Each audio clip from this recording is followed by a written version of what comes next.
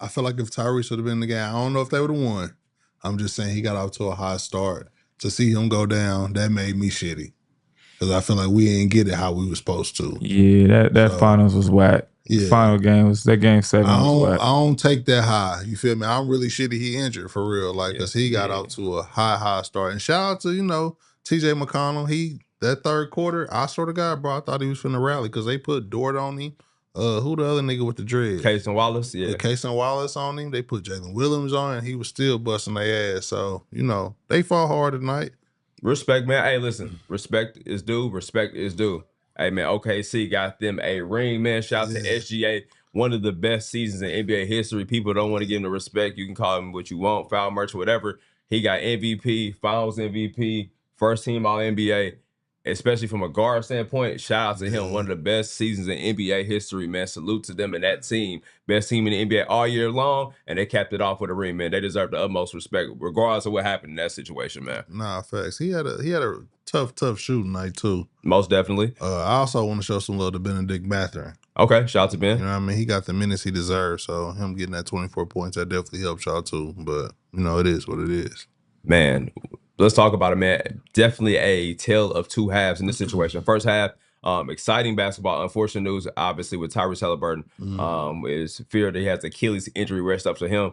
You talked about that with the calf strain. That's always an unfortunate possibility playing through injury like that. Yeah, we know that the calf, anytime that calf is any type of injury, it could be a grade 1, whatever you want to call it, you got to rest up. Yeah. I mean, we had too many instances where people calves and led to a torn Achilles, and I'm pretty sure he probably tore his Achilles from watching the video 1,000 times. And you know what? This is a sidebar. It's 5:20, so we got to talk how we going to talk. Why the hell that lady asked Miles Turner, how do you feel about Tyrese getting hurt in the middle of the game? Yeah, Lisa usually does a good job. In that point, there was nothing to ask, and that was just a dumbass question. And Miles, you solid. You solid for holding that down. Like I would have been like, what you think? Like that was a dumbass question. He in the middle of the NBA Finals. Game 7. Game 7, bro. You ask him about his man who just probably tore his Achilles.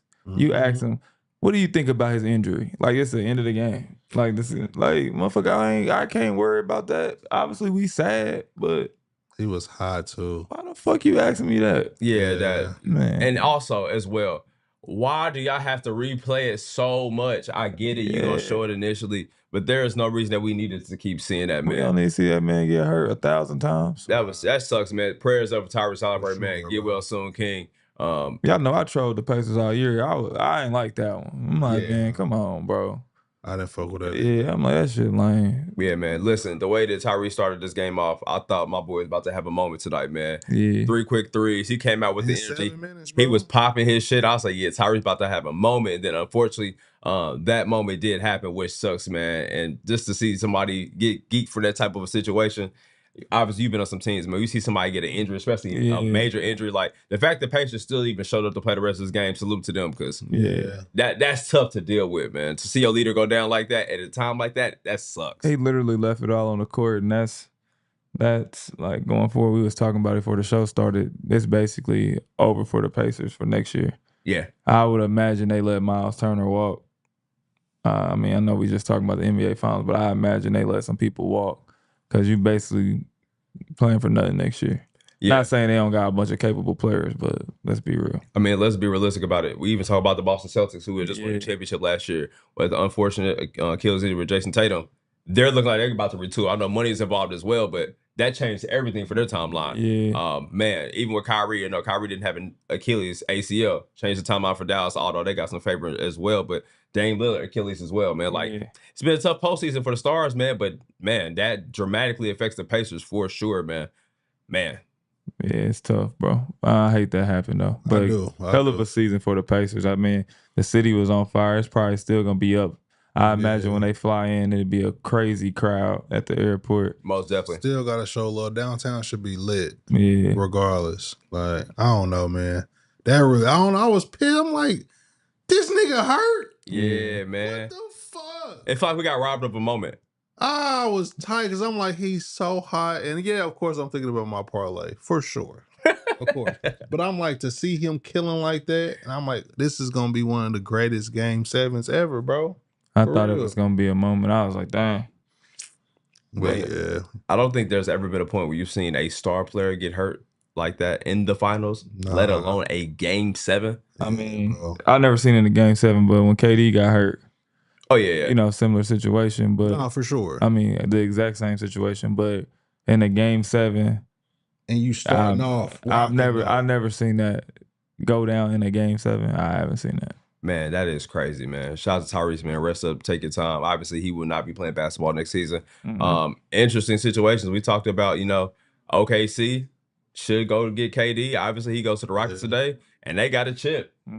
Yeah. With a young core. How you feeling? I think OKC, obviously, they're going to be back next year. They're not going to switch anything. They're probably just going to add. But I don't know. I think the NBA is too wide open. I don't see them running it back. I don't think that's a dynasty or anything like that. I think they got a good young core. I think they'll be contenders, obviously. Yeah. But I don't see them, like, just, you know, running through the league. Yeah. I mean, they're going to be a top team, obviously, but I don't sure. think they just going to run through the playoffs like they got a dynasty. How we felt about Boston? Yeah. I don't feel they that got same. one of them teams. Yeah, I don't feel the same. But they're way going to be a about top 3 for sure. Yeah. Team next year. I was watching the game, so I'm like, Aaron Nesmith. And mind you, y'all know I was going for OKC, whatever, but I'm like, bro, why you keep fouling so much, bro? Yeah, hey, man, I told you. I got no spot for Aaron Nesmith for what he did against the Knicks hitting all them threes, but it's been a very rough finals. Jalen Williams has been cooking him a majority of this finals, and he hasn't really showed up offensively at all. We had a couple games from Nembhard, but Nembhard hasn't really shown his best showing. Defensively, he's been there for sure. It's a tough task at, you know, guard SGA, but yeah.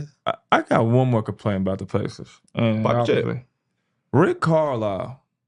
Why the hell was Pascal Siakam out so long in the third? I didn't want to bring that up because I didn't feel like having no excuses, but there's no reason why he shouldn't play 40 minutes a night. What? Why he should play 48? Yeah, whole game. It's game 7. Yeah, why is Nembhard out so long? Like, it was at one point they had T.J. McConnell, Benedict Mathurin, Ben Shepherd, Tony Bradley. Why the hell is Bradley in the game? And then he took Bradley out and put TB. Oh, he put Thomas Bryant in the game. What are you doing? Hey, did you see what Thomas Bryant did? So he got the game? Chuck the 3, bro. He came off a curl top of the key and shot that shit like Ray Allen. What are we doing? Miles Turner supposed to play 47.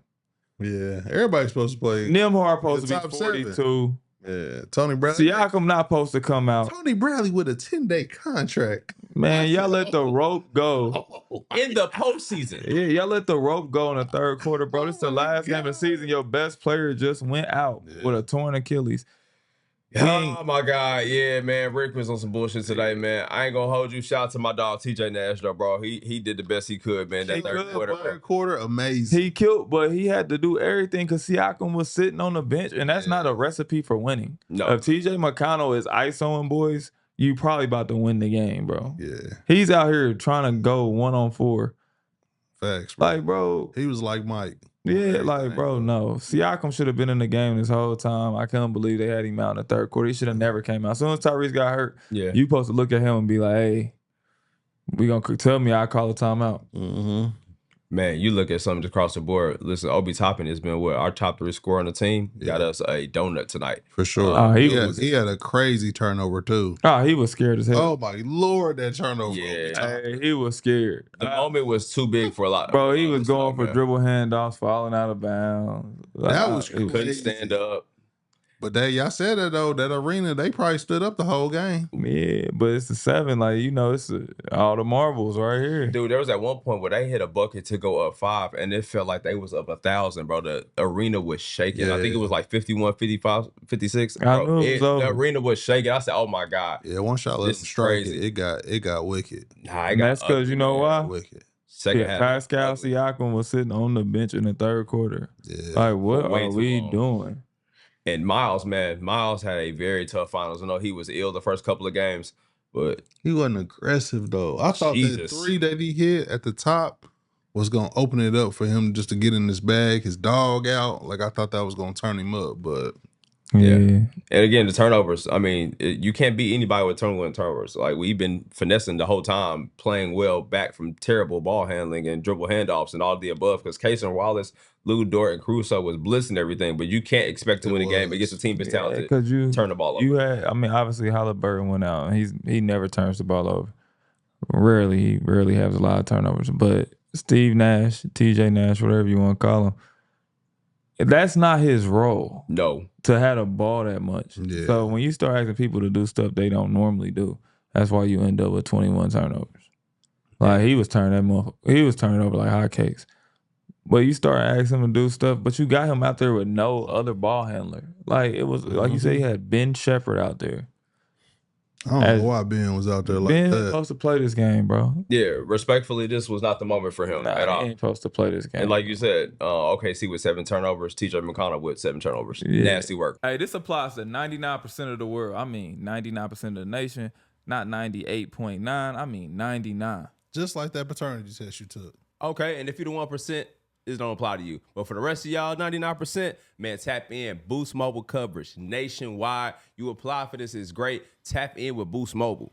If you switch over to Boost Mobile right now, you can get an iPhone 15 with crazy camera work. That is a 48 megapixel camera for $99.99. That's right, $99.99. On a 5G network. It's nationwide.